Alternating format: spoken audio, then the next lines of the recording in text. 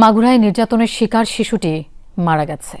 আমার যেমন তিলে তিলে শেষ করছে, ওরে আমার আবার একটা পুতা দিবেন, ওরা আমি পুতা দিলাম শেষতে চাই। ধর্ষণ কি এখানে হয়েছে? এখানে নিচে রক্ত ছিল কি এখানে? আমার যেমন তিলে তিলে শেষ করছে, ওরে আমার আবার একটা পুতা দিবেন, ওরা আমি পুতা দিলাম শেষতে চাই। তো আমার আত্মা শান্তি পাবে, নাহলে আমার আত্মা শান্তি পাইব না। ইনশাআল্লাহ। আসসালামু আলাইকুম সম্মানিত দর্শক মণ্ডলী, মাগুরার সেই শিশু আসিয়া এবার চোখ খুলে কি বলেছেন এবং সর্বশেষ অবস্থা কি এবং ঘটনা মূলত কিভাবে ঘটেছিল সেই প্রত্যক্ষদর্শী সাক্ষী এবং মাগুরার সেই আসিয়ার তালুয়ের বাড়ি যেখানে ভুক্তভোগীরা সেই ঘটনা ঘটিয়েছে সেই জায়গার স্থানীয় লোকজনের বক্তব্য সব কিছু আপনাদের মাঝে শেয়ার করব। মূলত না টেনে ভিডিওটি শেষ পর্যন্ত দেখতে থাকুন।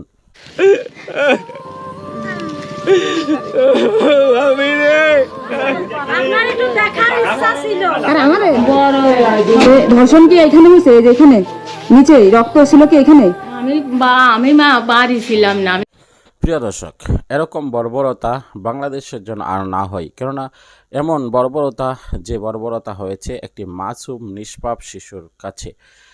একজন মাসুম নিষ্পাপ শিশু, সে জানে না, তার এই বিষয়ে কোনো জ্ঞান নেই, তারপর নরপিশুরা যেভাবে তার উপরে ঝাঁপিয়ে পড়েছে এবং নিজেদের ক্ষুধা নিবারণের জন্য যেভাবে এই হিংসাত্মক আচরণ করেছে, অবশ্যই মহান আল্লাহ তাআলার কাছে তারা চিরতরের অপরাধী হয়ে গিয়েছেন এবং সেই ভুক্তভোগী আসিয়ার কাছে চির এক অপরাধী বলে সাব্যস্ত হয়েছেন। কিয়ামতের ময়দানে অবশ্যই তার সুষ্ঠু বিচার পাবে।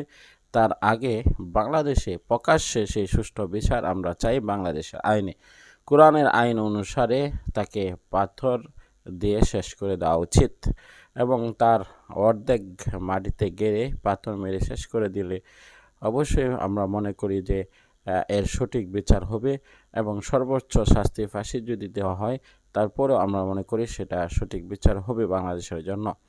নরপিশু 3 জন তার উপর আক্রমণ করেছে এমনটি ভুক্তভোগীরা বলেছে, সেখানে উপস্থিত লোকজন বলেছে এবং সে আসিয়ার বাবা মা তাদের কান্না এবং তার বাবার আর্তনাদ, তার মায়ের আর্তনাদ সব কিছু আপনারা দেখতে পারলেন। অবশ্যই আমারও বিদিত হয়েছে, হৃদয় খণ্ডিত হয়েছে, কষ্টে বুকটি ভরা নিয়ে আমরা ভিডিওটি করতে হচ্ছে। বাংলাদেশে বসবাস করি, যে দেশ বাংলাদেশ মুসলিম কান্ট্রি হিসাবে আমরা মনে করি, কিন্তু মুসলমান জাতি হিসাবে কিন্তু আমরা বেদিন থেকেও খুব নিকৃষ্ট হিসাবে কিছু কাজ আমরা অবহিত হই।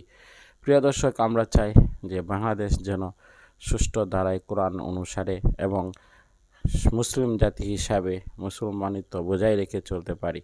আল্লাহ তাআলা আমাদের সকলকে তৌফিক দান করুক, আমিন।